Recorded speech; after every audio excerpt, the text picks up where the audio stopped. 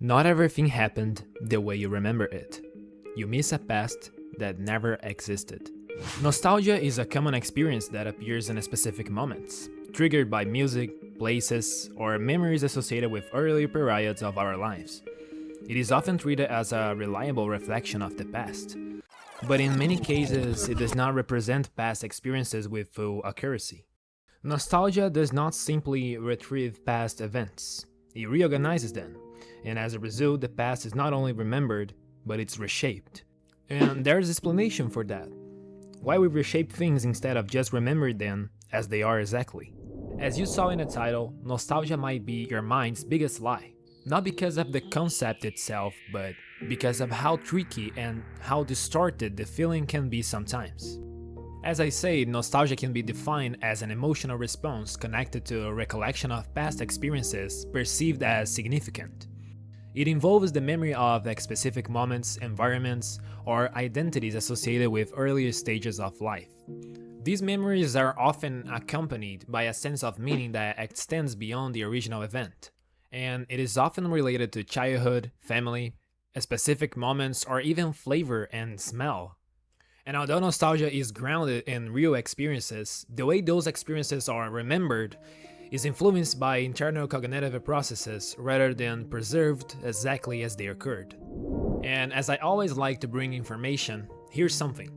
Research in cognitive psychology indicates that memory is reconstructive rather than reproductive. I was reading this Wikipedia article about reconstructive memory, and it was really interesting to read it all and understand it a little bit more. As the name of it says, the brain does not store experiences as fixed records, and instead, it rebuilds them each time they are recalled. This reconstruction relies on fragments of stored information rather than a complete archive, and over time, specific details tend to weaken while emotional impressions remain more stable.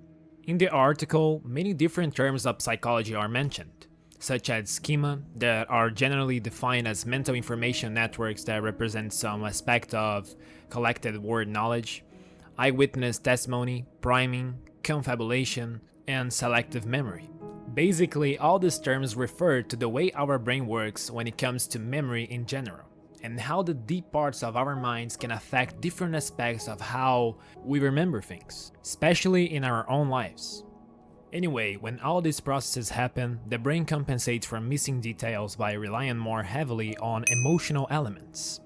And this creates a version of the memory that is coherent but not fully precise. And another very important thing here is that experiences associated with a stronger emotional impact are more likely to be retained, and sometimes easier to remember, but also easier to get distorted by this phenomenon. Each act of remembering contributes to this transformation.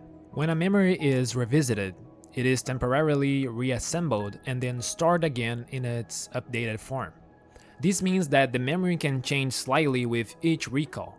Every time that you remember something, over extended periods of time, these small adjustments accumulate, and what remains is a version that feels internally consistent, even if it differs from the original experience. In the past, you were also remembering some other moments. But in human greedy perception, I think we can say it like that, today is never enough, so the past will always look better, or even the future, but never the present itself. And all of that brings us to another concept called distorted nostalgia. Due to this reconstructive process, nostalgia often reflects an idealized version of the past, but not the past itself. Elements such as routine, uncertainty, or minor discomforts are less likely to be retained in memory. In their place, the recollection emphasizes coherence and emotional significance. Events that were once ordinary can appear more meaningful when viewed through this future perspective. Situations that were ambiguous or incomplete can be remembered as stable or resolved. And that's why most of times you don't remember the bad things that happened, only the good ones. I was also reading this article that talks about that, the more profound and emotional part of nostalgia and this concept of distorted nostalgia. The person that wrote the article was focusing more on how sometimes we can use the past as an excuse to say how the present may feel bad, or even not fully see the present moments as they are.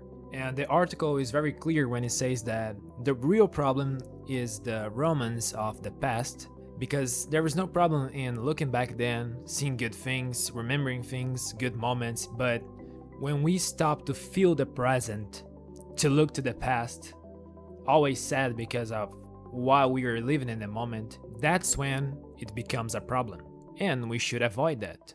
By the way, this is a great article. I will put the link in the description along with the other Wikipedia one. If you want to read it and understand more, to have a more complete look, I recommend it. So let's continue. As we saw in the article, the intensity of nostalgia is also influenced by current conditions. Periods characterized by repetition, uncertainty, or reduced engagement tend to increase the tendency to revisit past experiences. In this context, memory functions as a point of comparison. The reconstructed past may appear more stable or coherent than the present. This does not necessarily indicate that the past was better. It only reflects a difference in how experiences are processed and evaluated over time. And the comparison between present and past amplifies the perceived value of what is remembered. In resume, you tend to be nostalgic when the current moment is not good enough for you, or at least, it doesn't look good enough. And the emotional response associated with nostalgia is not limited to external events. It is closely connected to internal states that were present during those experiences. As individuals change, their perception, awareness, and responsibilities also change. These factors influence how both current and past experiences are interpreted. In this context, nostalgia can function as a way of interpreting internal conditions rather than simply recalling external reality. The sense of longing may reflect a previous wave of experiencing life, rather than the specific events themselves. It's like a false or distorted feeling of how you felt in a specific time, and the moments you actually lived are only a way to induce these feelings. But of course, it does not mean that nostalgia is entirely false, but it is not a fully accurate representation of the past. And the objective of this video is not to criticize people that like to remember the past, that are into nostalgia. I can even consider myself a nostalgic person. I really like to remember things, go through some old photos, videos. I really like that. And I think it's really interesting to see how the past can affect our lives. This video could be much longer, but as I like to bring more resumed information, we can see that nostalgia is only a reconstructed version shaped by selective recall, emotional retention, and temporal distance. The feelings associated with it are real, but the structure of the memory itself is often incomplete or altered. What appears to be a longing for the past may instead reflect underlying emotional states that remain present. In this sense, nostalgia functions less as a record of what occurred and more as an interpretation of how those experiences are understood over time. And in my own final words, this whole concept of remembering the past says much more about ourselves than the things itself. And when we stop to think about it, nostalgia is in most of the time fake. It's only an excuse of our minds to look back and see the life as we love it. Well guys, thank you for watching till here. I bought a new mic, so the quality of the audio might be a little better. And comment your opinions about this nostalgia concept and your stories. Bye.